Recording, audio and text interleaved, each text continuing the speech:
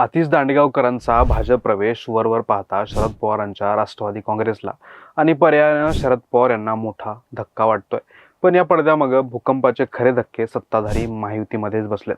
दांडेगावकरांच्या या भाजप प्रवेशामुळे सर्वात मोठा शॉक कोणाला बसला असेल तर तो सुनेत्रा अजित पवार यांच्या पक्षाचे विद्यमान आमदार राजू नवघरे यांना. वसमत विधानसभा मतदारसंघातल्या राजकीय समीकरणामध्ये मोठा उलटफेर झालाय. आतापर्यंत दोन जयप्रकाशमध्ये सुरू असलेल्या ऐतिहासिक संघर्षाचा अस्त झालाय.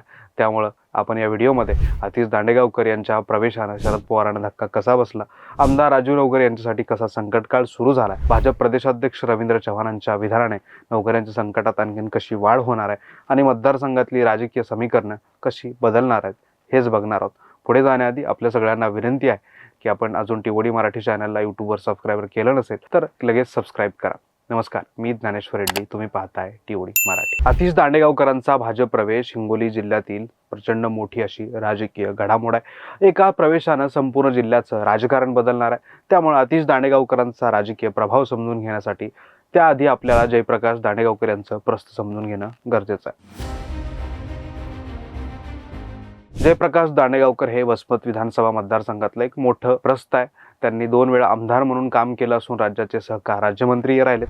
शरद पवारांचे अत्यंत निकटवर्तीय म्हणून सध्या ते राज्य साखर संघाचे अध्यक्ष म्हणूनही काम बघत आहेत. पूर्णा सहकारी साखर कारखान्याच्या माध्यमातून त्यांनी ग्रामीण भागात आपला मोठा ठसा उमटवला. मात्र मागील काही निवडणुकांमधील पराभवानंतर त्यांच्या राजकीय प्रवासाला काहीसा धक्का बसला. 2019 मध्ये पक्षानं उमेदवारीत बदल केल्याने ते नाराज असल्याचं बोललं गेलं. राष्ट्रवादीतील फुटीनंतर 2024च्या निवडणुकीत त्यांनी पुन्हा एकदा मैदानात उतरून जोरदार प्रयत्न केले, पण यशानं थोडक्यात हुलकावणी दिली. वडिलांच्या याच प्रदीर्घ राजकीय आणि सहकार क्षेत्रातील अनुभवाचा वारसा घेऊन आतिश दांडेगावकर पुढे आले. ते कपिश्वर शुगरचे अध्यक्ष आहेत. सहकार आणि उद्योग क्षेत्रात काम करत त्यांनी स्थानिक पातळीवर स्वतःची एक वेगळी आणि तरुण नेता म्हणून ओळख निर्माण केली. आता त्याच दांडेगावकरांनी तुतारी सोडून हातात कमळ घेतलंय. यावेळी भाजप प्रदेशाध्यक्ष रवींद्र चव्हाणांनी दांडेगावकरांच्या हातात कमळ देताना केलेल्या विधानाने संपूर्ण जिल्ह्यात खळबळ उडवून दिली. चव्हाण नेमकं काय म्हणाले ते आपण बघूयात. मुंबईतील कोकण भवन येथे पार पडलेल्या भाजप प्रवेश सोहळ्यात प्रदेशाध्यक्ष रवींद्र चव्हाण यांनी आतिश दांडेगावकर यांच्याबद्दल काढलेले उद्गार अत्यंत सूचक आहेत. चव्हाण यांनी आतिश यांच्या गळ्यात भगवा रुमाल टाकत त्यांना सहकार क्षेत्रात काम करणारे उमदे नेतृत्व म्हटलं. एवढंच नाही तर दांडेगावकर यांच्या भाजप प्रवेशामुळे आता वसमतमध्ये खऱ्या अर्थानं आतिश प्रवाह सुरू झालाय अशा शब्दात त्यांनी त्यांचं कौतुक केलं. सर्वात महत्त्वाची बाब म्हणजे हिंगोली परिसरात पिकणाऱ्या पिकांवर आधारित उद्योग उभारून या भागाचा विकास आणि रोजगार निर्मिती करण्याची मोठी जबाबदारी आपण आतिश दांडेगावकर यांच्यावर सोपवत असल्याचंही चव्हाणांनी स्पष्ट केलं.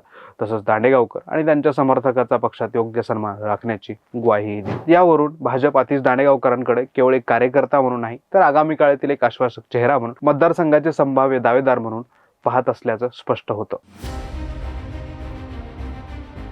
जयप्रकाश दांडेगावकर हे हिंगोली जिल्ह्यातील शरद पवार यांच्या पक्षाचे मुख्य आधारवड मानले जायचे. पण आता त्यांच्याच मुलानं भाजपमध्ये प्रवेश केल्यानं जिल्ह्याच्या राजकारणात मोठी उलथापालथ होण्याचे संकेत मिळत आहेत.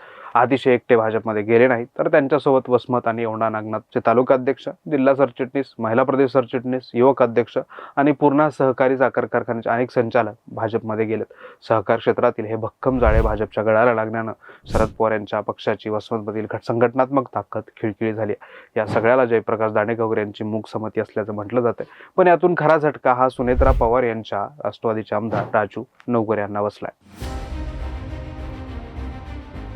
जयप्रकाश दांडेगावकर यांनीच राजू नवघरे यांना राजकारणात आणलं, बाजार समितीचा सभापती केलं. पुढे नवघरेंनाच आमदारकीचं तिकीट मिळालं. ते दांडेगावकरांना आपले राजकीय गुरु मानतात. पण राष्ट्रवादीत फूट पडल्यानंतर विकासासाठी निधी हवा म्हणून नवघरे हे तत्कालीन अजित पवारांच्या पक्षासोबत गेले. आता महायुतीमध्ये भाजप आणि सुनेत्रा पवार यांच्या नेतृत्वाखाली पक्ष एकत्र सत्तेत आहेत. विद्यमान आमदार म्हणून वसमतच्या जागेवर राजू नवघरे यांचा नैसर्गिक दावा आहे. पण दांडेगावकर यांच्या रूपाने भाजपने वसमत तालुक्यात एक सक्षम आणि तरुण नेतृत्व आयात करून प्रचंड ताकद वाढवली आहे. म्हणजेच आगामी विधानसभा निवडणुकीत भाजप या जागेवर दावा ठोकणार.